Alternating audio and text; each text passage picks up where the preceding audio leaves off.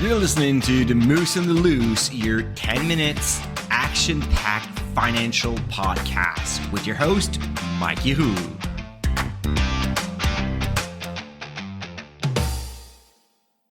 Hey, what's up, Market Moose? Mike from The Moose on the Loose. Welcome to Business Friday.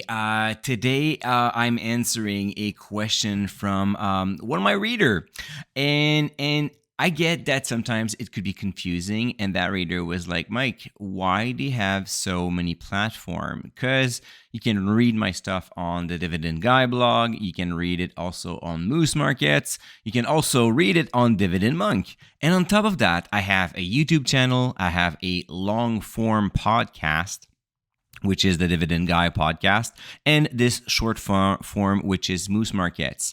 That is a lot of platform, right? And then I have like social media. I'm mostly active on Twitter, X. I'm considering like maybe quitting on X because it has changed a lot. And I'm looking at LinkedIn right now and potentially Blossom as well. So anyways, those are just rambling. Sorry, guys. But yeah, so as you can see, I do have a lot of places where I publish my content. And the reader was like, yeah, why do you do this? How is it like sustainable for you? So first, I've been doing this for years. I started with like one blog and then another one and then another one. And I just like to pull out content. So that's like one of my secret superpower, I guess, but this is not a problem for me. It is something that I enjoy. It is something that I'm good at, and I'm just passionate about what I do. So talking about it, writing about it, shooting like videos about it is just like making me happy. But here's how I built this content strategy to make my life easier, to make a lot more sense, and also to reach different audience, because this is the whole point, is to reach different audiences. And of course, I know that some people are like getting most of my content on most of my platforms, and it's all good. But the thing is, I started with Dividend Guy blog. So this one is a little bit more personal. I will sometimes share a little bit more of like my personal stuff on it as well. So there's like that I'm a business owner, an entrepreneur, a like travel addict, definitely. So I could share those things on top of like talking about my stuff about dividend growth investing. And the thing is, I invest both in Canada and in the US, almost 50-50 all the time. And I realized that sometimes Americans are not that interested in US market and Canadian stocks or in Canadian market. And the opposite is also true.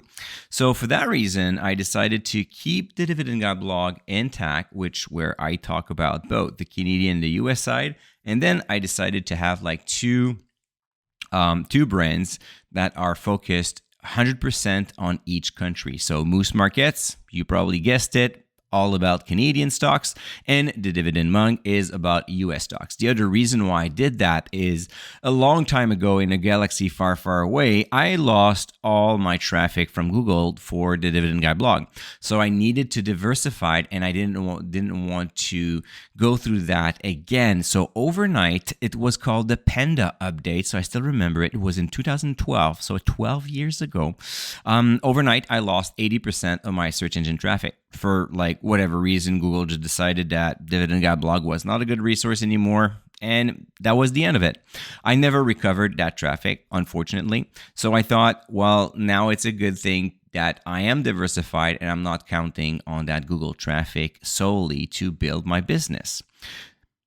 The way I produce my content now, because you may be thinking, well, that's overwhelming. Like 3 platforms, different audiences. On top of that, you have like audio and video formats of all of your stuff. Like, Mike, that doesn't make any sense. And I'm like, yeah, you kind of like, you're making a point here. But here's how I've been building this flywheel of content to not burn out and to never run out of ideas, which is fabulous.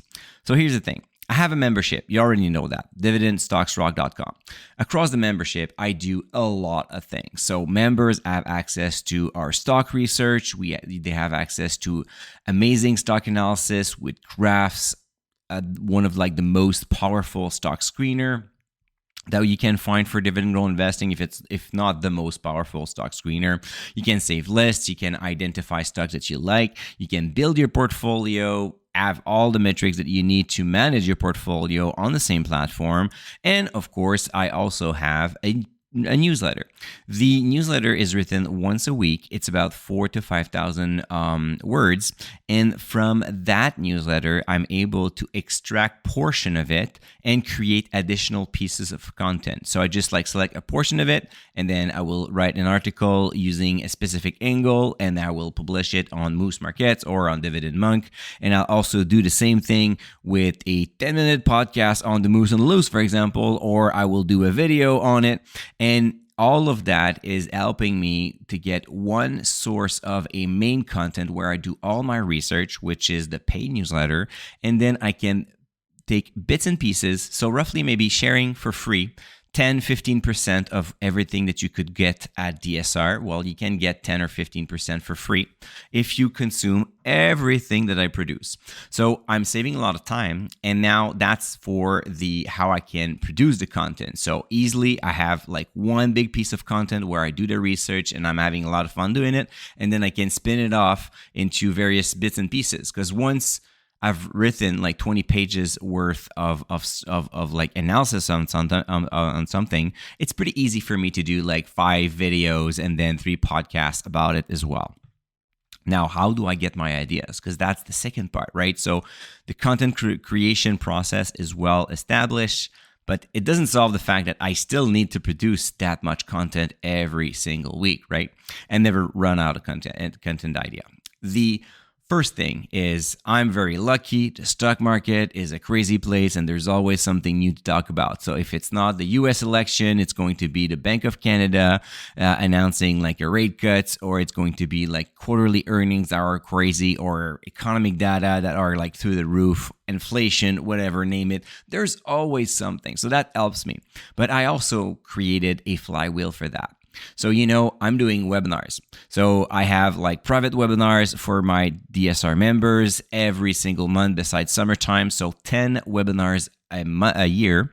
And during those webinars, it's just Q&As. So on average, I will get between 75 to 85 questions that I will answer every single month. So from those 85 questions-ish, I'm able to see what is the language my people talk? What is their main struggle? What's their what do they want to know basically? And from that, which is great, is I can after that give more thought to it, cover more angle, and create a relevant newsletter about the question I've received. So my members are feeding me for my future newsletters, and many times my best newsletters are actually coming from questions that I receive from one of my members. I also do free webinars from time to time, and during those, I also have a 1-hour Q&A period, sometimes 1 hour and a half, but anyways. So I get another 30 to 50 questions during that Q&A session. So when you build up on average every month, that means that I have received at least 100 questions.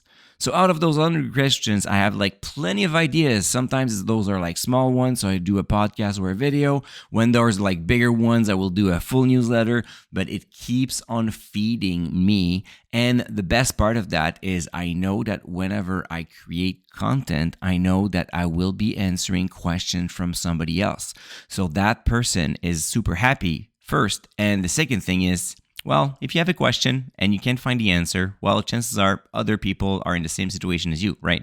So I'm almost certain that whenever I answer a question, I will reach out to a lot of investors at the same time. So the branding strategy is quite easy. It's quite simple.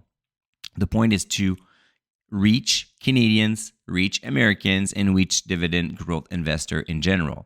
Then the content is being spread out based on one piece of content only, and all the ideas are actually coming from you guys, readers, followers, listeners. So I just want to end this episode by giving you a big high five, a big thank you for taking the time to write to me, sending me emails, reaching me out on Twitter, participating on those webinars, because this is how I can connect with you guys. I get more information from you, and I know exactly what you want me to talk about. So just want to I feel that I'm super happy what I do. I'm lucky to be able to do it, and that is thanks to you. So once again, thank you so much for being there for me. And we're going to talk again on Monday, going back to the investing style. And until then, don't forget to stay invested. Hey, welcome to the disclaimer. If you're listening to The Moose and the Loose, you cannot really expect me to give you buy or sell recommendation or financial advice, right? You're here for fun, you're here for information and some entertainment. But I am not your financial advisor, I am not your broker, so therefore I'm not liable if you're losing money after listening to the podcast. If you're looking for some advice, go see a professional. If not, you can enjoy the show and do your due diligence after it.